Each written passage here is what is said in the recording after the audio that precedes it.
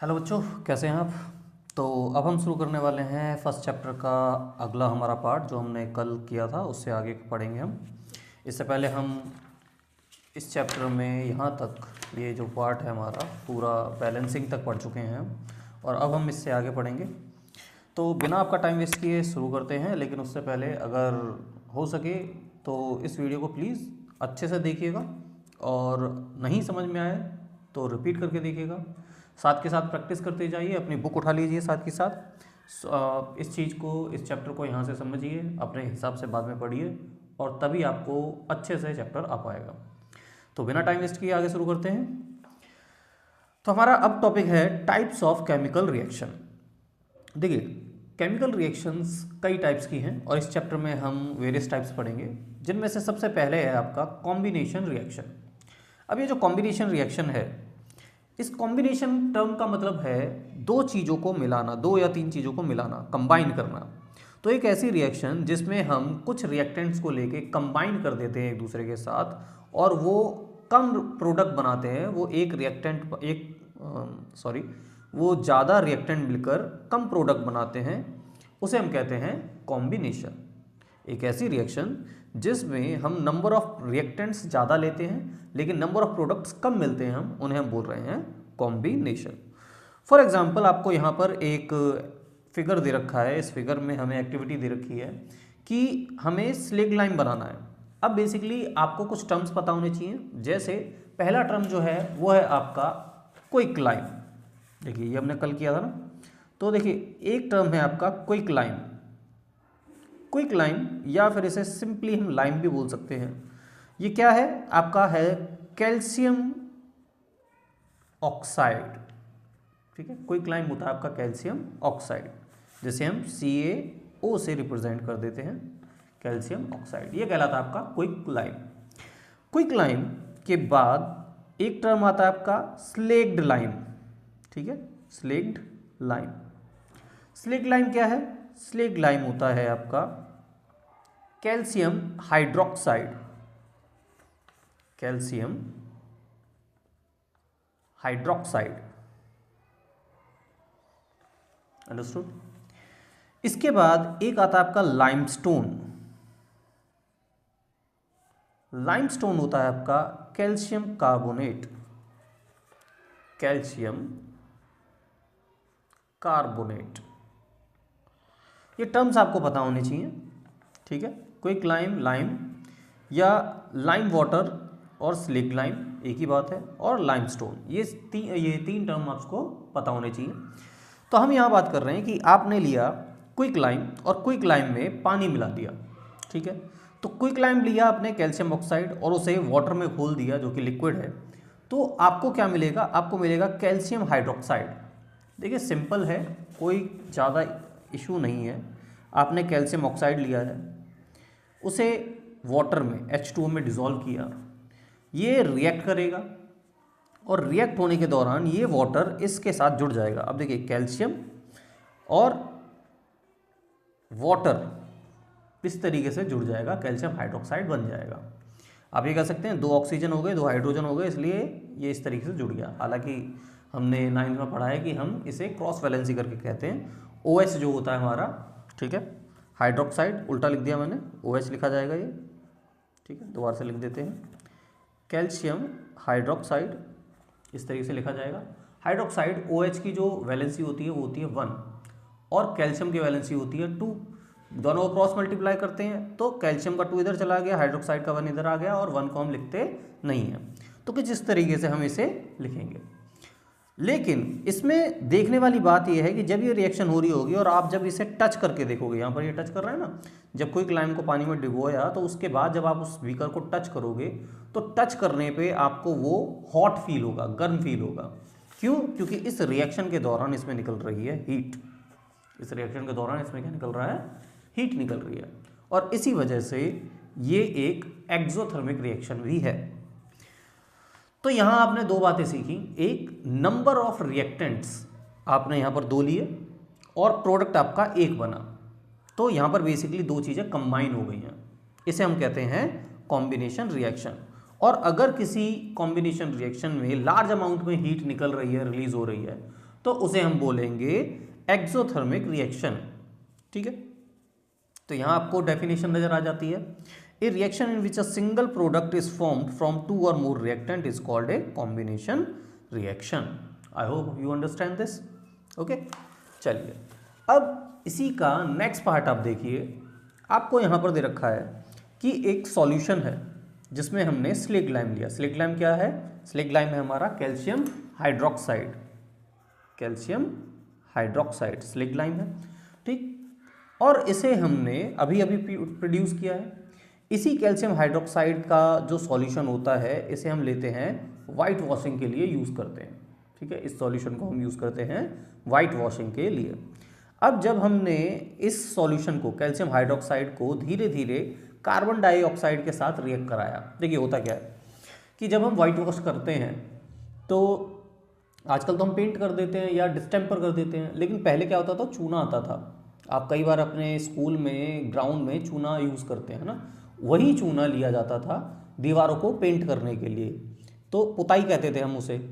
हमने तो अपने बचपन में काफ़ी देखा है, आपने अब शायद देखना बंद कर दिया क्योंकि अब कोई भी डिस्टेम्पर और पेंट ही यूज़ करते हैं। ये जो वाइट वॉश होता है इसे यूज़ नहीं करते। तो बेसिकली क्या होता था कि हम वो चूना लेके आते थे और रात भर उसे पानी में भिगो के रखते थे, क्योंकि काफ़ी एक्सोथर्मिक रिएक्शन होती थी, बहुत ज़्यादा हीट निकलती थी। इस वजह से उसे एज इट इज़ पड़ा छोड़ देते थे। वो सुबह तक ठंडा हो जाता था और अच्छे से वो स्लेग लाइम बन जाता था। फिर उस स्लेग लाइम के सॉल्यूशन को हम छान लेते थे किसी चुन्नी वगैरह में या किसी छलनी में, और फिर उससे पुताई करते थे। अब होता क्या था, जब हम उसे वाइट वॉश कर देते हैं, दीवारों पे लगा देते हैं, तो एयर के अंदर जो कार्बन डाइऑक्साइड है वो उस हाइड्रोक्साइड कैल्शियम हाइड्रोक्साइड के साथ रिएक्ट करती है। और रिएक्ट करने से होता क्या है कि वहाँ पर हमारा कैल्शियम कार्बोनेट बन जाता है और साथ में वाटर मॉलिक्यूल्स बाहर निकल जाते हैं। तो इस दौरान पहले जब हमने शुरुआत में पुताई की थी तब उस पर कोई फिनिशिंग नहीं होती है। ठीक है, वो काफ़ी रफ रफ सा नज़र आता है, लेकिन 3-4 दिन बाद जब एयर की कार्बन डाइऑक्साइड के साथ वो रिएक्ट कर जाता है, उसके बाद वो उस पर एक शाइनीनेस आ जाती है। क्यों? क्योंकि वो कैल्शियम कार्बोनेट बन गया। अच्छा, कैल्शियम कार्बोनेट किसका फॉर्मूला है? मार्बल का फॉर्मूला भी है। कैल्शियम कार्बोनेट मार्बल का फॉर्मूला भी है, इसीलिए उस पर एक शाइनीनेस आ जाती है। कब? 2-3 दिन बाद, जब वो एयर की कार्बन डाइऑक्साइड के साथ रिएक्ट कर लेता है। तो यहाँ आपकी ये रिएक्शन बन जाती है calcium hydroxide plus CO2 gives calcium carbonate plus H2। अब हुआ क्या है कि कैल्शियम यहाँ से क्या होता है, H2O निकल जाता है, 2 H और 1 O निकल कर H2O निकल जाता है। तो यहाँ पर एक कैल्शियम और एक ऑक्सीजन बच गया, और यहाँ कैल्शियम और कार्बन डाइऑक्साइड है, सॉरी कार्बन और 2 ऑक्सीजन है। ये दोनों आपस में जुड़ जाते हैं तो आपका एक कैल्शियम, एक कार्बन और 3 ऑक्सीजन कैल्शियम कार्बोनेट बना लेता है। अंडरस्टूड? अच्छा, तो ये इंपॉर्टेंट है। इसके बाद आप देखिए नेक्स्ट आपको एग्जांपल दे रखा है बर्निंग ऑफ कोल। अब जब आप किसी भी कार्बन प्रोडक्ट को, कार्बन में आपका कोयला भी आ सकता है, कार्बन में आपका डायमंड आ सकता है, ग्रेफाइट आ सकता है, या कोई भी प्योर कार्बन जो कार्बन की फॉर्म हो, एलोट्रॉप हो, जब आप उसे ऑक्सीजन की प्रेजेंस में जलाएंगे, ऑब्वियसली जब आप जलाते हो तो ऑक्सीजन की प्रेजेंस में ही जलाओगे, तो जब आप उसे जलाओगे तो वो कार्बन डाइऑक्साइड गैस बना लेगा। ठीक है, और प्लस में काफ़ी हीट निकलेगी। ऑब्वियसली जब आप जला रहे हो तो हीट और लाइट निकलेगी, 2 तरह की एनर्जी निकलती है। ठीक है, अब क्योंकि 2 तरह की एनर्जी निकल रही है तो ये क्या हुआ, ये हुआ आपका एक्सोथर्मिक रिएक्शन। और क्योंकि 2 रिएक्टेंट्स मिलकर एक प्रोडक्ट बना रहा है तो ये क्या हुआ आपका, ये हुआ आपका कॉम्बिनेशन रिएक्शन। अंडरस्टूड? चलिए अब देखिए अगला दे रखा है फॉर्मेशन ऑफ वाटर। जब आप हाइड्रोजन गैस को जलाते हो, ऑब्वियसली ऑक्सीजन की प्रेजेंस में ही जलाओगे, तो जलाने से क्या बनता है, हाइड्रोजन और ऑक्सीजन दोनों जलाने से बनते हैं H2O। अब आपको पता है ना, हाइड्रोजन की वैलेंसी 1 होती है, ऑक्सीजन की वैलेंसी 2 होती है, क्रॉस मल्टीप्लाई कर देते हैं तो ये 2 इधर चला गया, 1 इधर चला गया और बन गया आपका H2O।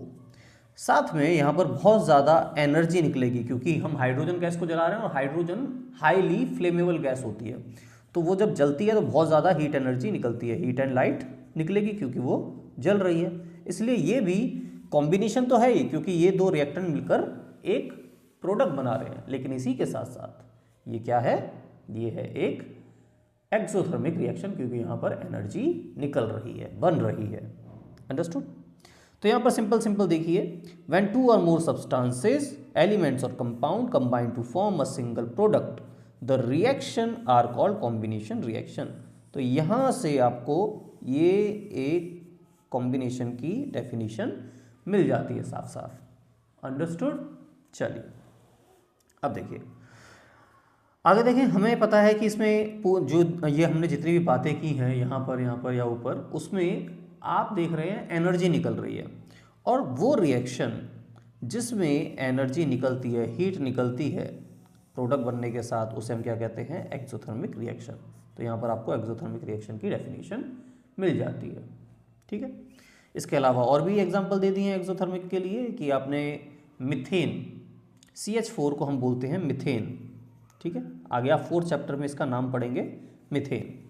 तो CH4 जो कि है मिथेन, उसे आपने जलाया, ऑक्सीजन के प्रेजेंस में जलाएंगे ऑब्वियसली। तो क्या होगा जब ये कार्बन और ऑक्सीजन आपस में जलेंगे? देखो सिंपल है, CH4 पहले तो ये बना कैसे? देखो कार्बन की वैलेंसी 4 होती है, हाइड्रोजन की वैलेंसी 1 होती है, क्रॉस मल्टीप्लाई कर देते हैं, 1 यहाँ चला गया, 4 यहाँ चला गया, और आपका कंपाउंड बन गया CH4। अब इस CH4 को जब आप ऑक्सीजन की प्रेजेंस में जलाते हैं, ठीक है, तो क्या होगा? ये जो कार्बन है ये ऑक्सीजन के साथ रिएक्ट करेगा और क्या बना लेगा? आपका कार्बन डाइऑक्साइड, CO2। बिल्कुल वैसे ही जैसे हमने ये बनाया, कार्बन की वैलेंसी 4, ऑक्सीजन की 2, क्रॉस मल्टीप्लाई, C2O4 और 2 और 4 आपस में कट जाते हैं तो CO2 बन जाएगा। फिर क्या होगा कि ये हाइड्रोजन और ये ऑक्सीजन, क्योंकि एयर में तो ऑक्सीजन अबंडेंट अमाउंट में प्रेजेंट है, बहुत ज़्यादा प्रेजेंट है, तो ऑक्सीजन फिर हाइड्रोजन के साथ जब रिएक्ट करेगी तो क्या बन जाएगा? आपका वाटर बन जाएगा, H2O। ठीक है, सिंपली। और क्योंकि यहाँ पर ये मीथेन गैस जल रही है तो हीट प्लस में लाइट, ठीक है, ये दोनों चीज़ें निकलेंगी, हीट और लाइट दोनों चीज़ें निकलेंगी। अंडरस्टूड? तो ये जो रिएक्शन है ये कैसी है आपकी? ये है आपकी एक एक्सोथर्मिक रिएक्शन का एग्जाम्पल। ये एक नेचुरल गैस है। अब एक इंपॉर्टेंट क्वेश्चन यहाँ आ जाता है आपका कि जो रेस्पिरेशन होती है वो एक एक्सोथर्मिक प्रोसेस है, कैसे? देखिए आपने लाइफ प्रोसेस चैप्टर में अभी तो, क्योंकि अगर हम पढ़ने की शुरुआत कर रहे हो तो अभी लाइफ प्रोसेस चैप्टर आपने पढ़ा नहीं है, लेकिन इससे जूनियर क्लासेस में भी अपने रेस्पिरेशन के बारे में थोड़ा बहुत तो पढ़ा ही है। तो आपको याद होगा रेस्पिरेशन होता क्या है। बेसिकली रेस्पिरेशन होता है आपने जो खाना खाया उस खाने को, उस डाइजेस्टेड फूड का यूज़ करके तोड़ के एनर्जी बनाने की जो प्रोसेस होती है उसे हम कहते हैं रेस्पिरेशन। जिंदा रहने के लिए हमें एनर्जी चाहिए ना, ऑर्गेनिज्म को एनर्जी चाहिए, तो वो बेसिकली क्या करता है? फूड को ब्रेक डाउन करता है और उससे एनर्जी बनाता है, और इसी प्रोसेस को हम कहते हैं रेस्पिरेशन। अब देखो किसी भी चीज़ में, किसी भी रिएक्शन में एनर्जी बन रही है, अगर एनर्जी बनेगी तो क्या होगा? एनर्जी बनेगी तो एक्सोथर्मिक रिएक्शन है। और रेस्पिरेशन में भी तो सेम ही हो रहा है। आपने जो फूड खाया है, ठीक है, जैसे हम जो खाना लेते हैं वो ग्लूकोज की फॉर्म में हमारी बॉडी एब्जॉर्ब कर लेती है। अब इस फूड को, इस ग्लूकोज को हमारी बॉडी के अंदर ऑक्सीजन की प्रेजेंस में तोड़ा जाता है। वही ऑक्सीजन जो हम सांस लेते हैं उसी ऑक्सीजन के प्रेजेंस में तोड़ा जाता है और आपका कार्बन डाइऑक्साइड और वाटर बन जाता है, प्लस में एनर्जी बनती है, ठीक है ना। और जब ये एनर्जी बन रही है तो फिर ये जो रेस्पिरेशन की प्रोसेस है ये कैसी हो गई? ये हो गई एक एक्सोथर्मिक रिएक्शन। समझ में आया? तो बेसिकली क्या है? Carbohydrates are broken down to form glucose. This glucose combines with oxygen in the cell in our body and provides energy. That's why respiration is an exothermic process. ठीक है, समझ में आ गया? कोई इशू नहीं है इसमें। यहाँ आप इसका आंसर देख सकते हैं। यहाँ पर क्योंकि एनर्जी बन रही है इस वजह से ये क्या है? एक एक्सोथर्मिक रिएक्शन है। ये पूरा का पूरा इंपॉर्टेंट है। 1 नंबर का सवाल है, कोई ज़्यादा डिफिकल्ट क्वेश्चन नहीं है। सिमिलरली एक एग्जांपल आपको दे रखा है, डिकम्पोजिशन ऑफ वेजिटेबल मैटर। जो भी आप वेजिटेबल मैटर या ऑर्गेनिक मैटर आपके घर से निकलता है, जब आप उसे कंपोस्ट बनाते हो, गड्ढा खोद के उसे दबा देते हो और उसे खाद बनाते हो, तो वो एक एक्सोथर्मिक प्रोसेस होती है, क्योंकि वहाँ जो सब्सटेंस है उसे स्मॉलर मॉलिक्यूल्स में, सिंपल मॉलिक्यूल्स में तोड़ा जा रहा है, और जब भी ब्रेक डाउन होता है तो मोस्टली एनर्जी निकलती है, और जब एनर्जी निकलेगी तो वो एक्सोथर्मिक रिएक्शन होगी। समझ में आ गया? तो ये है आपका एक्सोथर्मिक रिएक्शन, जो आपको यहाँ तक समझ में आ गया होगा। दो चीज़ें हमने आप समझी है, कॉम्बिनेशन एंड एक्सोथर्मिक। समझ में आ गया? चलिए, आई होप आपको यहाँ तक बात समझ में आ गई हो। अगर ये बात समझ में आ गई तो मिलिए हमें आगे अगले पार्ट में, जहाँ हम पढ़ेंगे decomposition reaction. Thank you, good bye.